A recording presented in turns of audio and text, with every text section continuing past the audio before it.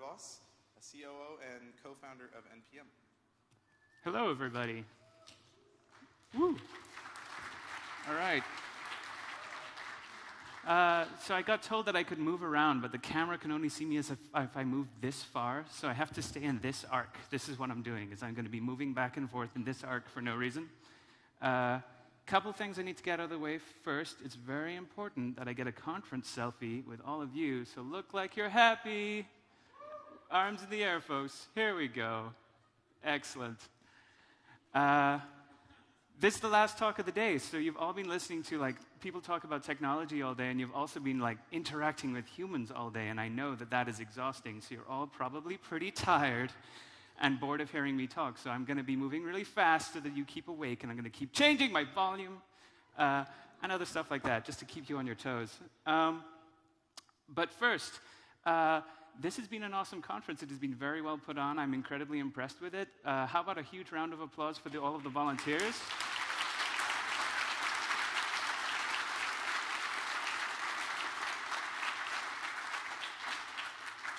I know because we put on a conference a couple of years ago, and we've never done it since. It was so hard.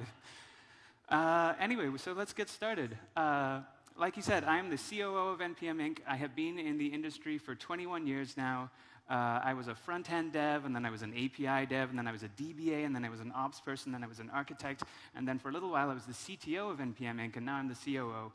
But what I really am is a web developer. Web development is what I care about. That's what I identify as. I like making big, fast websites. It's super fun. I've been told that I should not use profanity today because this was a student-friendly conference, and that is going to be a real challenge for me because I curse like a sailor in ordinary circumstances. Luckily, I found a list of 101 alternative curse words for the parents of small children. And I've replaced every instance of swearing in this talk with one of those words with a single exception, and you get to spot it. But what I'm here to talk about today is imaginary scaling problems. Back in November of last year, Ben Halpern, who tweets under the name The Practical Dev, he does a bunch of these sort of fake O'Reilly book covers. He tweeted this. And he does tons of them, but this one really grabbed me, and I was like, I could write that book. I know how that book would go. And so I started tweeting chapter titles for that book. And I just kept going until I hit 35 chapters of this book, not all of which were good. But people liked it, and I was like, you know what, I should actually do something with that other than just a really annoying tweet storm. Because solving imaginary scaling problems is an industry-wide problem, and it's an industry problem that isn't going away. It's been a problem for 20 years, and it's not getting any better. It shows up in hacker news threads, it shows up at conferences, it shows up on the marketing pages of new websites. It's about a little knowledge being a dangerous thing, and it's about taking good ideas and misapplying them to the wrong place. So together we're going to skim through this fake book that I wrote, and cover 24 of the biggest ones. And we're going to explain what's imaginary about each one, what the real problem is, and how to actually solve it. But before we get into imaginary scaling, we should talk about what the hell is scaling anyway. Because that's where a lot of the confusion comes from. A lot of the reason people solve imaginary scaling problems is because they don't even really know what it is they're trying to do. They've just heard that web scale is a thing, and they should do that, whatever that is. But there's a bunch of types of scaling, and that's where the problem comes in. First is the two traditional types of scaling. There's horizontal scaling and vertical scaling. Vertical scaling means getting a single piece of hardware to do more and more work. You can get vertical scale by just buying larger hardware.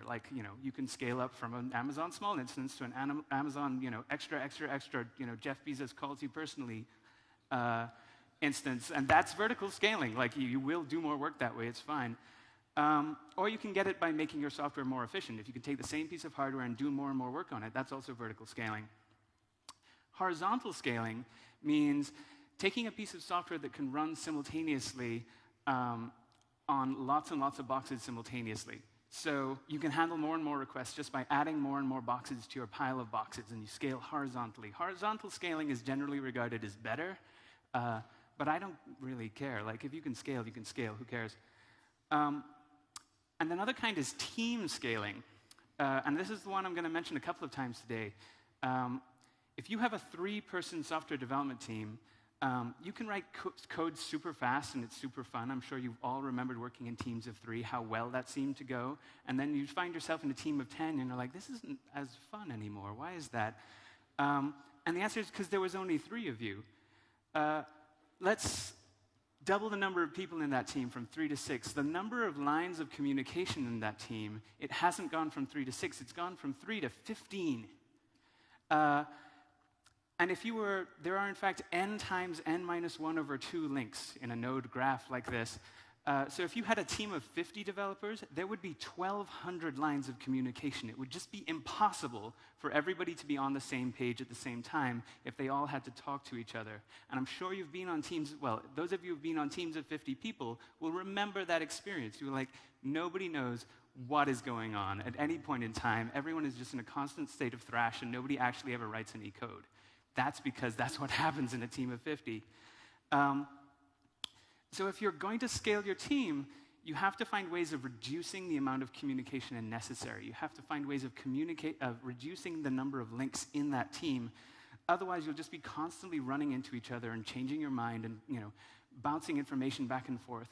And there's lots of ways to do that, and I'm going to talk about them.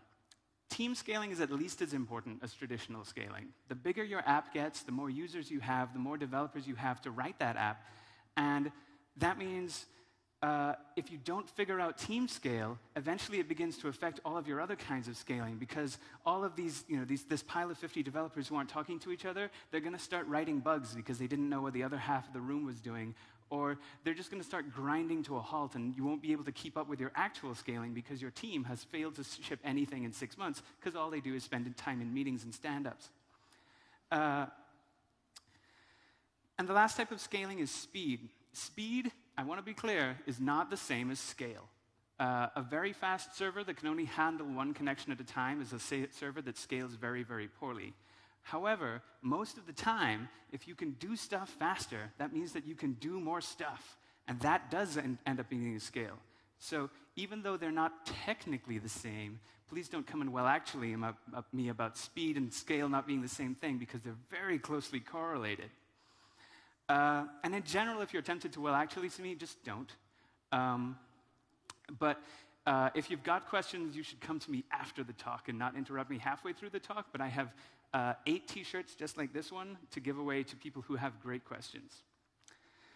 So now let's get started with this book. Chapter 1, databases with cool-sounding names. This is the one that started it all. You've all done this. You've all gone to a conference and you hear about this new database from these people who wrote the database, and they are very excited about their database. They are extremely excited. They are giving away t-shirts and stuffed animals. That's how excited they are. They're like, it's consistent, it's available, it's partition tolerant, we've solved CAP theorem, it's scaled horizontally. They just resound in triumph for this database that they've written. And no, of course, there are no known scaling problems in a database that they wrote 10 minutes ago. Like, they don't know anything about this database. They wrote it 10 minutes ago. Like, they're like, it scales horizontally. And you're like, well, what's the biggest cluster you ran it on? And they were like, well, 10 boxes. And I'm like, okay, anybody can run a database that runs on 10 boxes. What about 10,000? What about 10 million? Like, does it actually scale, or are you just making stuff up? No known problems means lots of unknown problems. Always be wary of somebody who says there are no known problems with their system. If instead they go, well, there's a bunch of times it doesn't work, it's got this bug, blah, blah, blah, you're like, cool, I like your software products because you are aware of its flaws. So the imaginary thing here is optimism, also known as hype. So this gets the novelty badge, because you hear that something exists and you decide that it solves your problem for no particular reason. It just seems like it should, because hype is a thing and optimism is a thing. All of these chapters, they get their own badge, which I drew myself. I think you can probably tell. So, on to chapter 2 and the first of many sips of caffeine.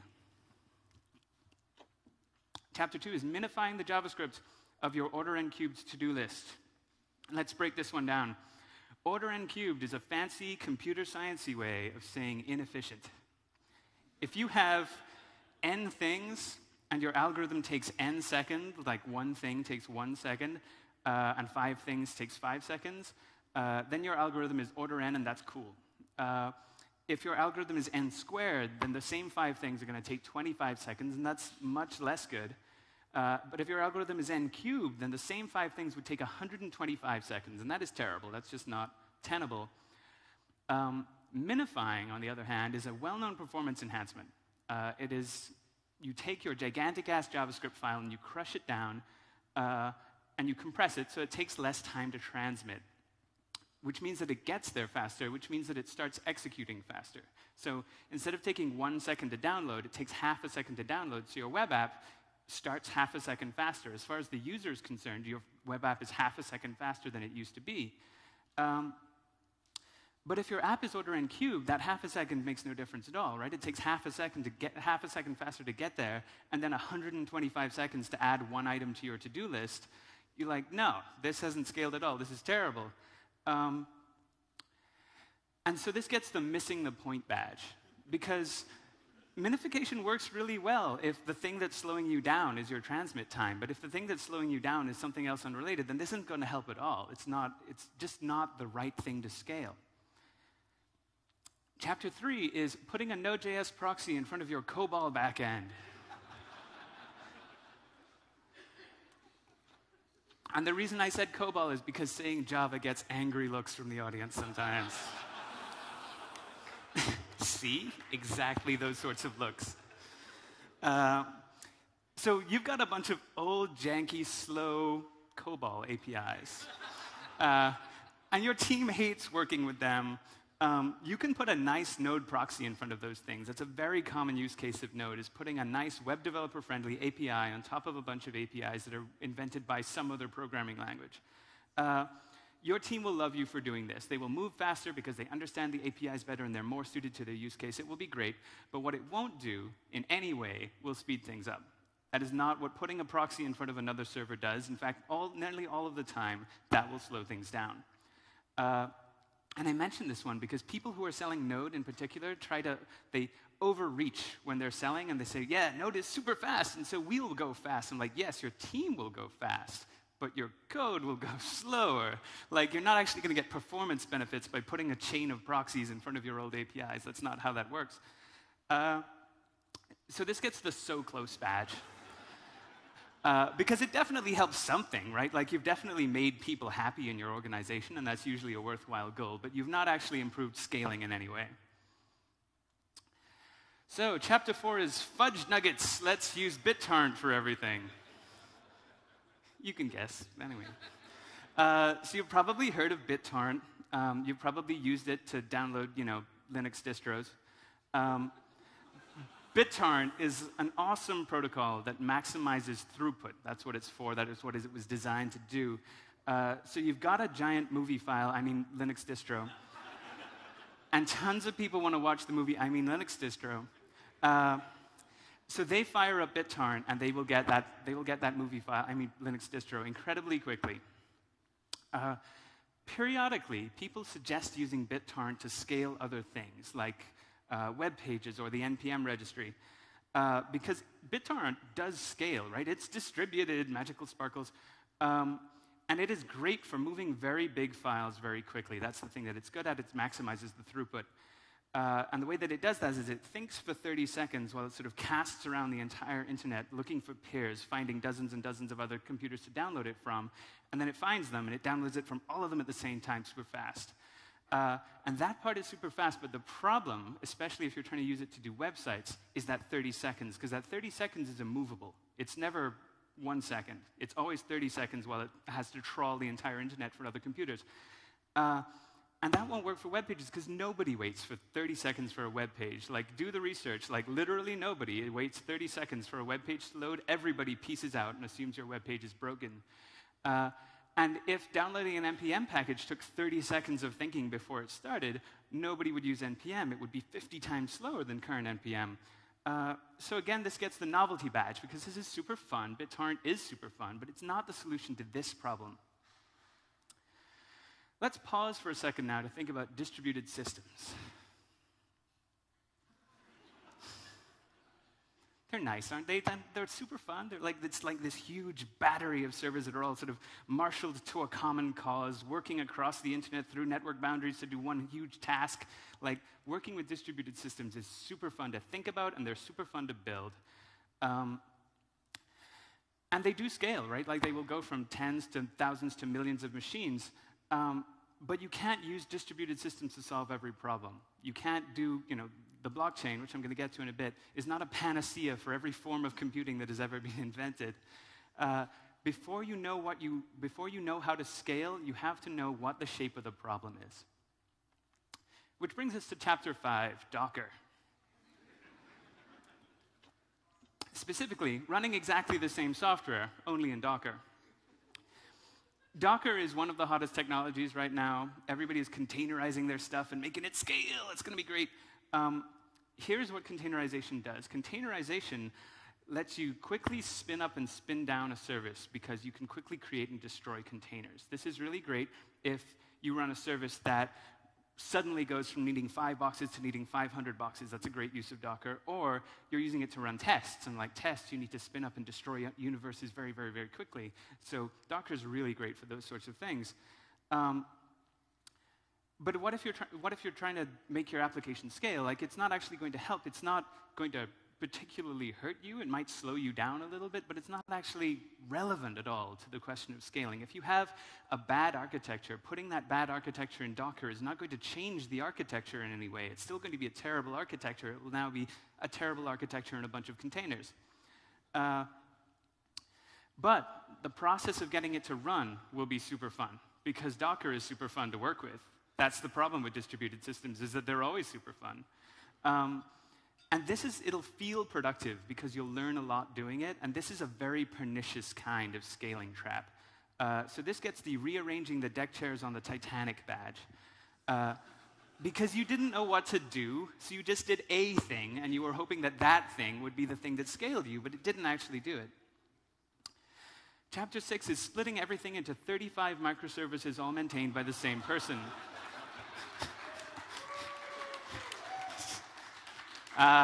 We have all been there, apparently. You probably heard about microservices, I'm guessing from the claps, and service-oriented architecture and how they help you stay agile and move fast and scale, and it's great. And that's all true, but it's important to understand why microservices help people scale. They are a thing that help your team scale. This is the first of the team scale ones. Instead of needing all of your devs to understand all of your system, like I did in that 6-node graph, microservices architecture lets you split your team up into tiny services that are each understood by 1 or 2 people who can fully understand that tiny corner of the system, and because there's good interfaces between them and the rest of the system, they only need to understand that part of the system. All of those other lines of communication to everyone else in the team get cut because they don't need to care what services B, C, and D are doing. They only need to be really, really good at service A.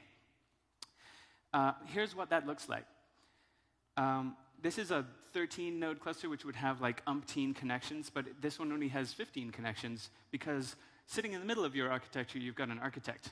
The architect is talking to 4 people, a team lead from each of the microservices. The little triangles are 4 little microservices. Everybody's got a manageable amount of communication going on. Everybody's talking to between 2 and 4 people, and yet every node is connected to every other node in the system. And you've got a software team that can reasonably be expected to function. You could add a couple more lines of communication to this if you wanted to, and it would still be a reasonable line of communication, and not the 150 node clusterfuck. Oops.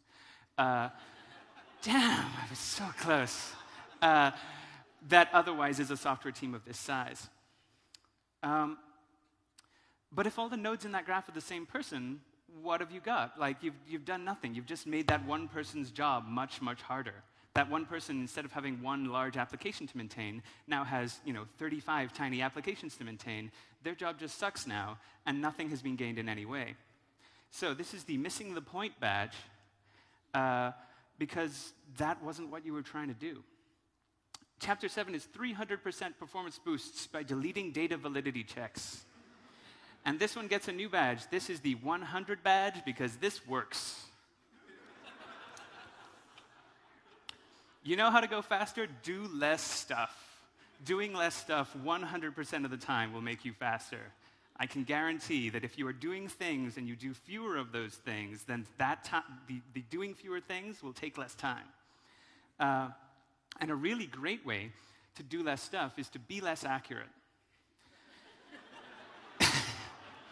if you've got 1 billion events a day, and you eliminate a safety check, and eliminating that safety check that means that like maybe 100 of those billion things a day goes wrong, then that's probably fine. You have 1 billion things. Nobody is going to notice that those 100 things have gone wrong in a sea of 1 billion other things. If getting 100 things wrong a day means that everything else goes 10 times faster, you should absolutely do that. It's probably not important.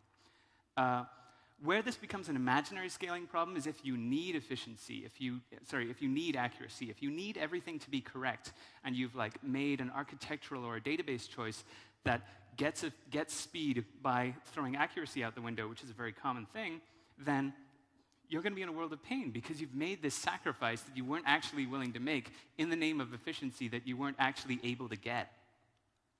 So if you need to be 100% correct, you should prepare to be slow. Chapter 8 is Jiminy Crickets. Let's use the blockchain for everything. I really love these curse words. I'm going to keep using them. So you've all heard of the blockchain, probably. That's that thing that they use to run Bitcoin and Dogecoin and all of the other coins. It is great stuff. The blockchain is a distributed database that nobody controls that lets you prove that something is true in a way that is hard to fake. That's very useful if what you're doing is currency, because you want to prove that somebody spent it and you want to prove that it was their money to spend in the first place. But Bitcoin in particular has trouble when it's going at very high transaction rates. It wasn't really meant to go fast. But what the blockchain does much better at is applications that are much lower frequency but still need this provability aspect that the blockchain is good at doing.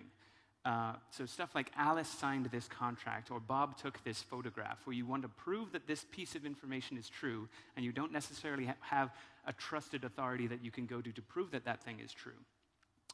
But what the blockchain is not is a general purpose database. If what you're trying to do is build a database of stuff, there are a zillion other database designs that are not the blockchain that are going to be more appropriate than the blockchain. The blockchain is about provability, and it makes a bunch of sacrifices that other databases don't have to get that provability. So if provability isn't the primary feature of your application, then the blockchain is probably not the right way to do it.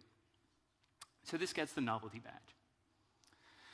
I was going to do a quick aside here about ICOs, and then I realized that I cannot talk about ICOs without using profanity. So if you want me to talk about ICOs, ask me afterwards.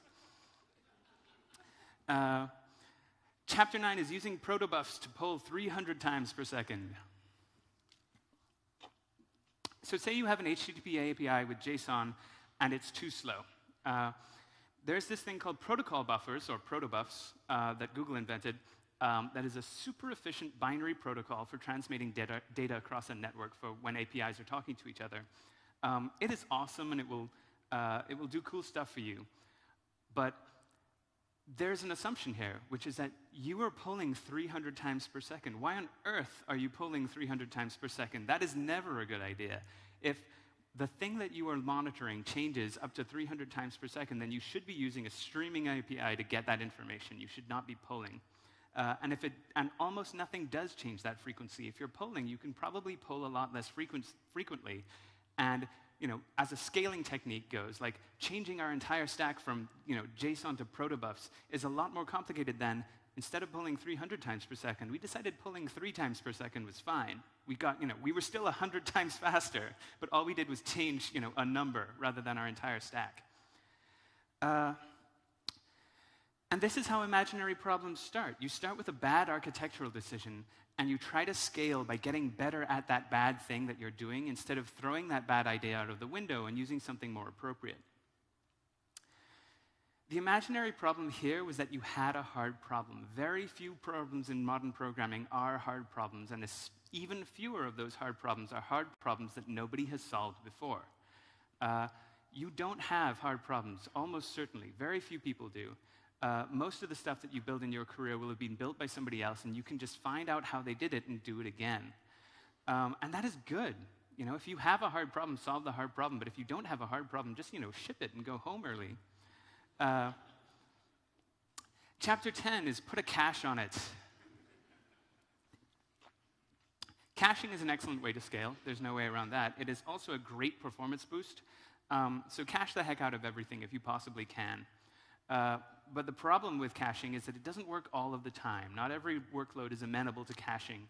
And this is where people get into problems, because they solve their first 3 scaling problems by just caching the hell out of everything. And then they're like, cool, caching. Caching is just how we fix things. For instance, if your app is super slow, caching will speed up all of your second hits. But if your first hit is always slow, if that cache miss is always super, super slow, then no one's going to use your app in the first place, because that first experience is so terrible. So you'll never get any cache hits, because no one will have used your app in the first place. The other way that this manifests is people slapping their entire application behind a CDN. CDNs are an excellent way to scale, but only if what you're serving can be cached. If what you're doing is like a messaging application, every message in a messaging application is unique. So caching just doesn't work. There's no reason for a cache to be there. So the imaginary part here is thinking that because caching works some of the time, in fact a lot of the time, that it works all of the time. So, quick commercial break. Did you know that NPM is not just an open source project, it is also a company? I get this question a lot, which is why I have to say that. People are like, how do you make money? I'm like, we make money by selling private packages to people. You want to have private code and you want to store it on our servers, we will do that for you for $7 per person per month. It's super popular. Anyway, chapter 11. Rewriting your APIs in C when your payload is 3 megabytes of JSON.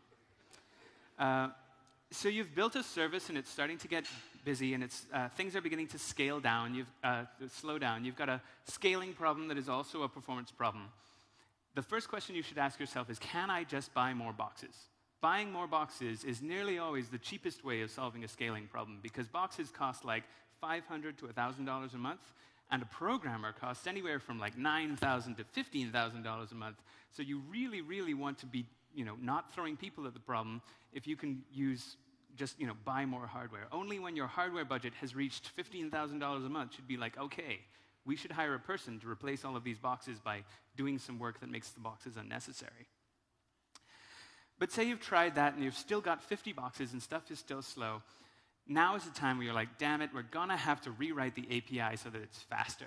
So you rewrite it in a faster language, right? That seems to make sense. No, because lots of things make APIs slow. And especially if your payload is 3 megabytes of JSON, 3 megabytes of JSON is just like this immovable thing. Like, it just takes a long time to transmit. It takes a long time to parse. It takes a long time to just put that much JSON together. It doesn't matter what language you're writing it in. It's just a lot of JSON. And it's your web app. So you probably control both the client and the server. You can just change the response object so that it's something much smaller. And suddenly, instead of having to rewrite your stack, you've just changed your response object, and suddenly your app is 10 times faster. So, the imaginary thing there was that the API response was fixed. The imaginary thing there was that you didn't control every aspect of your universe. Chapter 12 is Fiddlesticks. Let's just rewrite it in Go. You've been writing your app for a few years now, so it's a massive technical debt, so you hate it, and it's slow. So you decide to rewrite it in a faster language. Here's the thing about Go. It is great. It is super fast. It's compiled. It's quite fun to work with. If absolute raw performance is your bottleneck, then Go is an excellent choice, but absolute raw performance is very seldom the bottleneck. But you get a team together. They rewrite it. They build a prototype where they build the first 3 API calls out of your 20 API calls in Go, and it works. It's super fast. Everyone is super happy with it. The team declares victory. But here's the imaginary part. You had technical debt. So the performance was probably caused by the technical debt, and the performance improvement was caused by the rewrite. You could have rewritten it in any language, and it would have been faster. You could have rewritten it in the same language, and it would have been faster. The problem was the technical debt, not the language it was in. Lots and lots of people sort of end up working on some legacy app in a legacy language, and they curse that language to hell and back because they've decided that the language is the problem, when it's really that their experience with that language is being dominated by this one terrible old app, and actually the language is fine. And also, you've done this rewrite, and you now have 2 problems. You have your app is now in 2 languages. So either you've got to have 2 code bases in 2 languages, and like little bits of logic are going to have to be duplicated across 2. And as soon as you've got duplicated logic, you're in trouble. Or you have to move the whole thing to Go, in which case you have to take the other 20 API calls, this huge legacy code base, and shift everything to this new language, and that is going to take a really long time. So rewrites are very seldom as productive as a judicious refactor of one particular part of your code base. Rewrites are way more fun, and that is why you let your imagination run away with you. Chapter 13 is optimizing your pings while hosting 300 megabyte video ads. I can tell who works at a media company because they laugh at this joke and they didn't laugh at any of the other ones. They're like, I know about 300 megabyte video ads. If you've ever built an ad-supported website, you're going to have this problem. You're a diligent web developer, you care about performance, you minimize stuff, you put everything behind a CDN, you render server-side to optimize time to first render, you gzip stuff, and then at the very last second, you slap a JavaScript tag in there that calls out to an ad network, and an iframe containing an iframe containing 15 other iframes loads a 300 megabyte video file, and suddenly your user experience has gone completely to hell. This isn't your fault. And in fact, not only is it your fault, it's outside of your control. You can't fix it. The person who can fix this is your sales department. But the good news here is that your sales department is not some immovable monster with whom you cannot negotiate. You can go to your sales department and you can justify it with numbers. You can say that if this web page takes 4 seconds to load and I can get it down to 2 seconds to load, twice as many people will see it. That is what that performance study shows you there. So you can tell the sales department, if you can let me replace these crappy ads that pay $5 with these much better ads that pay $2.50, you will make the same amount of money. That is a negotiation you can have. They will be happy to hear it because it will probably be twice as much traffic. Everybody will be happy about it, and you won't have these giant ads that, face it, nobody likes. So you can work with the sales department. Chapter 14 is blaming everything on the last person to quit, and this one gets the 100 badge. This works perfectly. Performance is terrible. It was definitely that guy who just quit. This thing is factored badly. Definitely that guy. This database is awful. It was definitely that guy. Never mind that the database is literally named after me. It is going to take us weeks to clean up the mess that guy left. You should absolutely do this. You should use the disruption of a team member's departure as an excuse to clear up your technical debt, because not only will your manager not mind, the person who just quit won't mind either, because they did the same thing to the person who just quit. This is just how it works. Don't tell anybody. Just blame the last person to leave, and you get this breathing room to fix all of that mess you've been piling up since the last person quit. Chapter 15 is, gee willikers, let's try Erlang. Erlang is the next step up in coolness from Go. Let me give you a list of all of the production websites that are written in Erlang. I'm done. That's not to say that there's nothing big and important running in Erlang. WhatsApp is written in Erlang. Facebook Messenger was written in Erlang, although it's not anymore. And of course, NPM uses CouchDB, and CouchDB is written in Erlang. Erlang is the coolest of the functional programming languages, although the Haskell people will probably disagree. People are very fond of functional programming. It has all sorts of neat properties, but scaling is not one of them.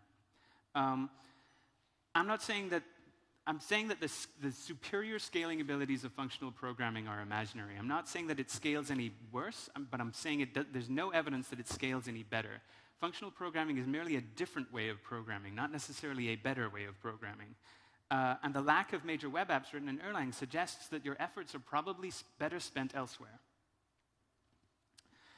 Chapter 16 is sharding your database before adding any indexes. Sharding is an impressive-sounding technique or a funny-sounding technique, depending how immature you are. And it means taking a single large database and splitting it up into lots of smaller databases. So if you had a database of people, you'd take everybody whose name begins with A, and you'd put them in one database, and everybody whose name begins with B, and put them in a second database, and you'd end up with 26 databases, each of which is a lot smaller than the first database, and smaller databases are faster, generally speaking, so it would just be faster as a result of splitting up your database this way. There's nothing intrinsically wrong with sharding. Sharding is a technique that works. It's used very successfully at Instagram, for instance. And people use it all the time, but it makes your app a little bit more complicated to run. And the problem with sharding is basically that people know it exists. And they leap for it before doing other basic things. They leap to sharding before they're like, maybe we should check if we have enough memory on this box. Maybe we should add some indexes to this database. Maybe we should make one query instead of 500 queries. Like, those are the sorts of things that I see interview candidates in particular leaping past in favor of, let's shard the database. Like, no, that is the absolute last resort, because it takes a long time and it's complicated. And while we're talking about databases, let's go to chapter 17, which is replacing your SQL database with a NoSQL database and then re-implementing SQL in your ORM. This is an incredibly specific chapter title because it happens all the time. A thing people do when they can't get their database to go faster is they throw it away and they switch to another database entirely, because the grass is always greener, basically. This happens no matter which database you started with, but it is particularly popular when you're working with a general-purpose relational database, because people regard them as sort of old and fuddy-duddy, and all of the new databases are fancier and more exciting. The NoSQL databases are often faster, and the way that they are faster is that they follow the advice in Chapter 7, and they did less stuff. They have thrown something out of the window. They have thrown consistency out of the window, or they've thrown accuracy out of the window, or they've thrown partition tolerance out of the window, or something, and as a result, they are faster. And that's fine. If you can get away without needing that feature, then you should absolutely switch to a database that has thrown that feature out of the window, and you get the extra performance hit. There's no reason to pay a performance tax for features you're not using. However, the problem with NoSQL databases is if you switch to them before your application is mature, then you're going to find that there's some feature of a general-purpose database that you assumed the new database would also have that it doesn't actually have, and then you have to re-implement that feature. And because it's you re-implementing that feature and not like a database author, it's going to be half-assed, and it's going to be not very good, and it's going to be buggy, and it's just going to make you hate your life. So feel free to throw away the stuff you don't need and get performance gains, but don't do it too soon. Chapter 18 is a type-checked transpilation step. Will surely speed things up. Types. Sparkles. Type checking is a thing that people love to insist is important with a capital I. It is a thing that serious programmers care about, and both serious and programmers are capitalized in that sentence, and I want you to know. People have written lots of very big, very complicated, very popular software in languages that have no type checking at all. You don't need types to write a really big and complicated application, but I'm not here to say that types are not useful. Type checking tends to pay off when your code base is really big, and when it's being worked on by a lot of people simultaneously. It finds whole classes of errors that are otherwise quite hard to spot, and it's really just a type of testing. And what all testing does is it speeds you up. Testing is a way of putting guardrails along a team communication such that you don't have to tell everybody, and not everybody needs perfect communication about the state of an application. Tests will let you know if somebody has accidentally strayed into an area of the application that they don't understand, because the tests will fail and they won't know why. So type checking is great because it gives you team scale, and like I said, giving your team scale will help your application scale bigger than it did before, but it does not intrinsically make your application scale.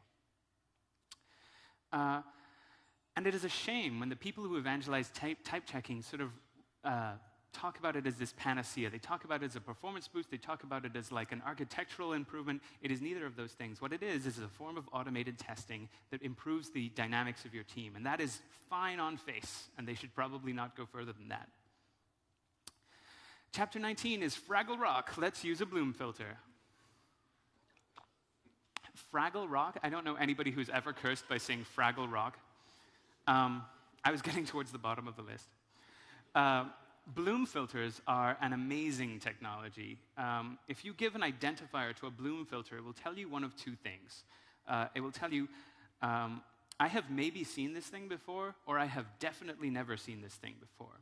That is a very simple thing that it does, but the thing about it is it does it in an incredibly tiny amount of memory relative to the number of things that you're talking about. It can use a very small amount of memory to give you that answer about 1 million things or 1 billion things very, very easily. And this is extremely useful if you have a frequent question where the answer is usually no. Like, there's 1 million zillion people trying to hit my website. Are they logged in? Very few of them are going to be logged in. And so the Bloom filter will tell you whether or not you should have to go and check your authentication database or not. And because you only have to check your authentication database when the Bloom filter says maybe, and not all of the times when it says no, then you've saved yourself this step nearly all of the time. That's what a Bloom filter gets you efficiency. Here's the thing about Bloom filters is I've been writing code for 21 years, and I've never seen one used in production. They get used, but very few apps reach the kind of scale where a Bloom filter is necessary. So if you think you need a Bloom filter, you're probably imagining it. Literally a week after I wrote this talk, NPM decided that we were going to use a Bloom filter. We still haven't put it into production, but I'm going to have to change that at some point. But the score is still 1 time in 21 years, so I think my point still stands. Chapter 20 is renting a 32-core machine with 500 gigabytes of RAM when your limit is disk I/O. Earlier, I mentioned that you can scale by buying hardware, and scaling by buying hardware is both cheap and fun. It's a lot cheaper than paying developers to make your code more efficient.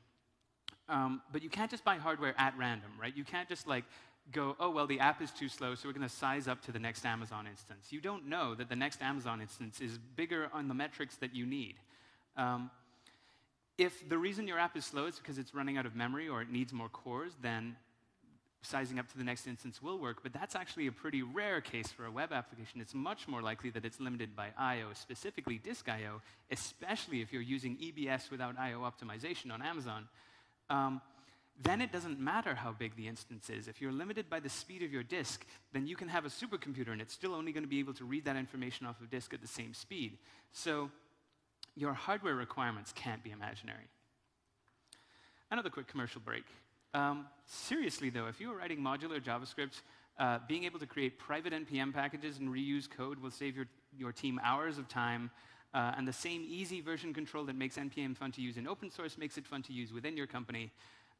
Also, NPM 5 is 10 times faster. If you haven't upgraded to NPM 5, you should really do that because it's going to save you a lot of time.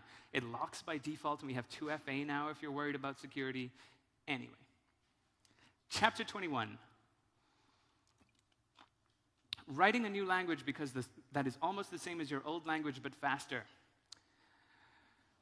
Once upon a time, there was a kid called Mark Zuckerberg who built a PHP application, and it accidentally became the single largest web application in the world. There are now 17,000 people working at Facebook who do a lot of different jobs, but fundamentally, what they're trying to do is they're trying to take this one web app and make it better. The scale of Facebook, the number of people trying to make this one damn PHP web app go faster, allows them to do a lot of stuff that is in no way practical at any other company. First, they wrote HHVM, which is a compiler for PHP. And then on top of that, they wrote Hack, which is this language that looks like PHP but has types, so it allows their teams to get bigger. Hack is a much, much faster language than PHP. It's not faster because it has types. It's faster because it's faster. And this gets the 100 badge, because if you can afford to rewrite your entire programming language into a programming language that is faster but otherwise the same, then you should absolutely do that. Why wouldn't you do that? You have billions of dollars. Let's do it. So this helps Facebook scale, and because the language is more efficient than PHP, it also lets them use less hardware, so it lets them scale that way as well. This isn't imaginary. This is awesome. Chapter 22 is, golly gee, let's use machine learning for everything. I suppose some people say golly gee. Machine learning is without question the new hotness. It is sometimes misleadingly marketed as AI. And let me tell you, if anybody had actually invented AI, then it would not be running a startup. It would have taken over the world. The machine overlords would have showed up and given us our marching orders. AI is the end of us as a species. So I promise you that anything that anybody's actually marketing is ML. ML is doing a whole bunch of stuff, though, like stuff like Siri and Cortana and whatever the hell Google has called their thing. Machine learning can do amazing things, like generate a nightmare cat from a cat-shaped doodle. But fundamentally, what machine learning does is quite simple. What machine learning does is it takes a huge body of examples and it learns from the body of examples. So if you give machine learning a zillion drawings of cats and a zillion pictures of the cats that was a drawing of, eventually you can just give it a drawing and it can work out roughly what the cat is supposed to look like. If you give it a huge number of emails and you tell it which ones are spam, it gets good at telling you which emails are spam without you needing to tell it. That's all machine learning does. It's simultaneously extremely simple and extremely magical. The other magical thing that machine learning can do is get your startup funded. It doesn't matter if your startup is like Airbnb for sock puppets. If you just throw some ML into that pitch deck, the investors will eat it up. They have decided that ML is the thing that they are funding this year, so you may as well put it into the pitch deck, even if you don't know what it is. The machine learning is real, the funding is very real, but the benefits are often imaginary. Chapter 23 is moving from the cloud to bare metal. Bare metal, it just sounds badass, doesn't it? It's got metal right there in the name. How could it be possibly more badass? People running on bare metal must know what they're doing, right? Because they've decided to do this big, hard thing. Here's the thing. There's no relevant performance difference between running on bare metal and running on the cloud. There's nothing between those two. For any size of hardware you need, there is a cloud instance that you can get that is that big.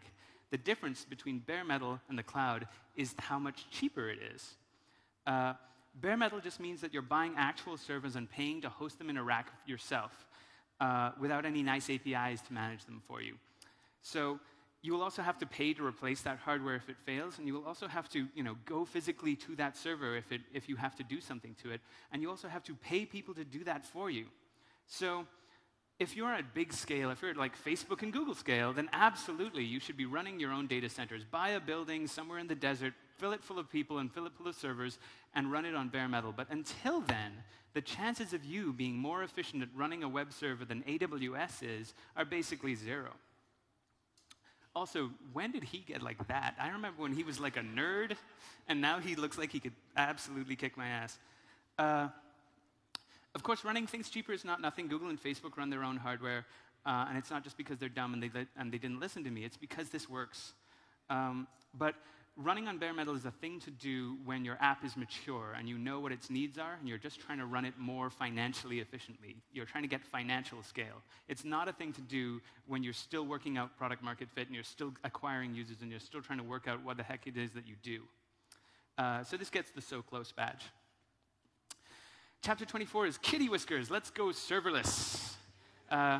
This is the final chapter. Thank you for sticking with me so patiently through all of this. Right off the bat, this gets the 100 badge. Of course serverless scales. And you know why serverless scales? Because you didn't write it. Somebody else wrote it. Amazon wrote it, or Google wrote it, or Facebook wrote it, or IBM wrote it. They used containers and JavaScript to put together a system that automatically detects loads and scales basically infinitely to meet that load. All you have to do is insert your code into their magical container system, and suddenly everything scales for you, and it is magical. Except that's not really all, because serverless requires a totally different way of thinking about your code and a totally different way of architecting your application. You can't take your existing application and port it to serverless. That's not ever going to work. It's a totally different way of putting applications together. So there are some applications that will work in a serverless environment, and there are some applications where doing it in a serverless way is just going to be tiresome and frustrating and not any better than doing it a more traditional way. So if it can work for your app, it absolutely scales and you should do it, but it might not work for your app. If there is one problem that ties all of the imaginary scaling problems together, the problem is guessing. The problem with imaginary scaling problems isn't that the solutions are bad or that the problems aren't real. It is that you are just guessing when you put this stuff together. The way to scale any application, the way to scale your application is carefully. Look at what's happening currently. Get metrics, measure stuff. Think of the simplest possible solution. Avoid huge rewrites and big technology changes. Those things are risky and expensive and time-consuming. Don't use new things just because they're new. Use them if they solve a problem that you have and nothing else has solved that problem before. Using these sorts of principles, CJ and her team have scaled NPM from 1 million downloads a day in 2014 to 620 million downloads yesterday, and we never did a big rewrite. There's still old, stupid technology in there, and we are not proud of every single piece of our technology stack, but we are extremely proud of what it has been able to do for us, and I'm extremely proud of the people who did it. So I hope some of this advice has been useful to you, or at least funny to you, and I'm done.